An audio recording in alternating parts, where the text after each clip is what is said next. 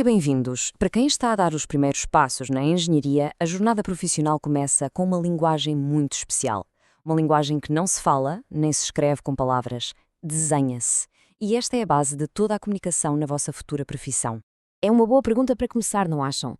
Parem um momento para pensar nisto. Como é que uma ponte, um motor de avião ou até o smartphone que temos no bolso passa de ser um conceito, uma ideia na cabeça de alguém, para um objeto físico, real, que funciona?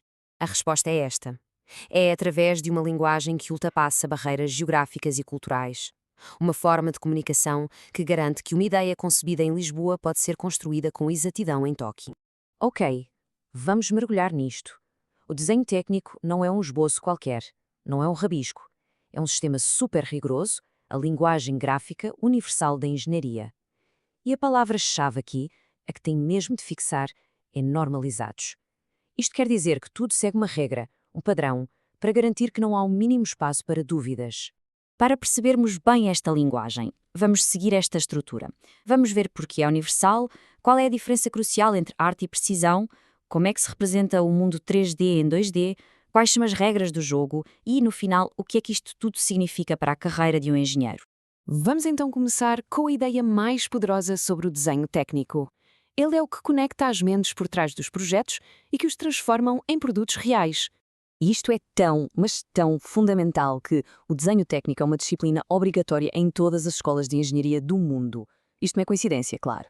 É porque esta é a única maneira de garantir que um engenheiro em Portugal e um técnico na Alemanha estão a olhar para a mesma peça e a entender exatamente a mesma coisa, sem qualquer ambiguidade. Agora, uma distinção muito importante que tem de ficar clara desde o primeiro dia. Desenhar para a engenharia não é de todo a mesma coisa que desenhar por arte. O contraste não podia ser mais claro, pois não? De um lado temos a Guernica, de Picasso, uma obra-prima que evoca emoção, dor, caos. Do outro, a planta de uma casa, um documento que dita onde cada parede, cada porta e cada janela devem estar, com precisão milimétrica. São dois universos completamente diferentes. Vamos analisar bem as diferenças. O desenho artístico é subjetivo, procura estimular a imaginação e está, por natureza, aberto a múltiplas interpretações. Já o desenho técnico, bem, tem o propósito exatamente oposto. Representa objetos como eles são, transmite informação exata e, o mais importante, exige uma única interpretação possível. Acabaram-se os "eu acho que isto significa". Esta citação é a regra de ouro. Na engenharia, a ambiguidade pode levar a falhas catastróficas. É por isso que cada linha, cada número, cada símbolo tem um significado preciso e universal. O rigor não é uma opção, é um requisito absoluto. Ok, então se o objetivo é a precisão, como é que resolvemos o maior desafio de todos? Como é que representamos o nosso mundo tridimensional numa superfície completamente plana? O problema é este. Temos aqui um objeto real com altura, largura e profundidade. E o nosso meio de comunicação é uma simples folha de papel. Apenas 2 dimensões. Como é que toda a informação do objeto 3D cabe ali, sem se perder nada pelo caminho? A solução veio de um matemático francês do século XVIII, um gênio chamado Gaspard Monge. Ele desenvolveu a geometria descritiva, um método engenhoso que é, ainda hoje, a base de todo o desenho técnico moderno.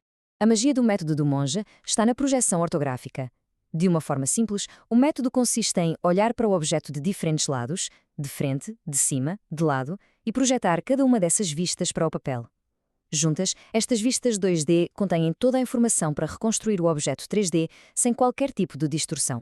Ora bem, uma linguagem precisa de um método, mas também precisa de uma gramática clara, de regras que todos concordem em seguir. No Brasil, a entidade que define estas regras do jogo é a ABNT. Noutros países existem as suas próprias organizações, como a ISO a nível internacional, mas todas partilham o mesmo objetivo: uniformidade. E o nível de detalhe é impressionante. Existe uma norma para o tamanho das folhas, uma norma para os tipos de linhas e a sua espessura, uma para a forma como se indicam as dimensões, outra para as escalas e até para o tipo de letra a usar. Tudo é padronizado. O resultado de todo este rigor é a segurança e a eficiência. Estas normas são a garantia de que a visão do projetista é executada na perfeição, eliminando o risco de erros de interpretação que poderiam comprometer um projeto inteiro. E chegamos à conclusão. Por que é que isto tudo é tão importante para quem está a começar o curso de engenharia? Porque o desenho técnico é muito, muito mais do que uma simples disciplina. Esta citação resume a importância da matéria. Não é algo que se aprende e depois se esquece. É uma competência fundamental, não negociável, para qualquer profissional da indústria técnica. Ao dominar esta linguagem, aprende-se muito mais do que a desenhar. Na verdade, está-se a treinar o cérebro para pensar como um engenheiro.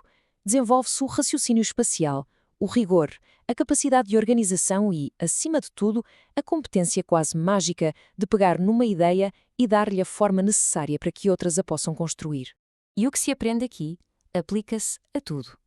Desde a mais pequena e complexa peça mecânica até aos arranha-céus mais altos e às pontes mais longas. A linguagem, na sua base, é exatamente a mesma. Portanto, a reflexão final é esta. Esta é a linguagem que constrói o futuro. A pergunta não é se vai ser aprendida, mas sim, agora que se conhece esta linguagem, o que é que vai ser construído com ela?